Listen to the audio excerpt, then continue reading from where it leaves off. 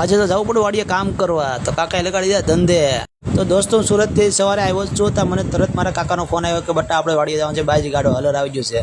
તરત હું વાડીએ પૂકી ગયો, કપડાં ચેન્જ કરી આવી ગયો ડાયરેક્ટ સીધો વાડીએ. અને જો અત્યારે આપણે વાડીએ બાજી કામ કાઢવાનું ચાલુ છે.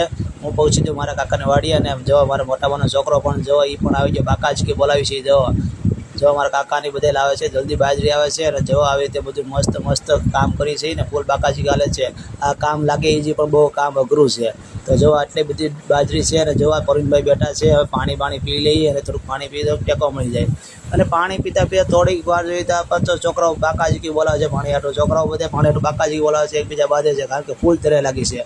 તો આપણો વિડીયો વ્લોગ આવી રીતે બધું બનાવતા રહી હતી. તો વિડીયો સારો લાગે તો લાઈક શેર ફોલો અને કમેન્ટ કરવાનું ભૂલતા નહીં. અને વ્લોગ સારો લાગે તો લાઈક શેર ફોલો અને કમેન્ટ કરવાનું ભૂલતા નહીં. અને તમે લોકો કમેન્ટ કરી દેજો કે કેટલી બાજરી થઈ છે, કારણ કે જે અનુભવ છે એને જ ખબર છે બાજરી એટલી થઈ છે.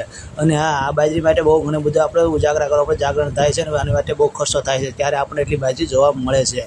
અને બાજરી સરસ મજાની એક મજાની છે. તો જો બાજરી કેટલી મસ્ત છે અને આ બાજરી જોઈને આપણને ખોરાટલા ખાવાનું મન થાય છે. તો વિડીયો સારો લાગે તો લાઈક શેર ફોલો અને કમેન્ટ કરી મળજો. હા, મળીએ નેક્સ્ટ વ્લોગમાં. Bye bye, Tata.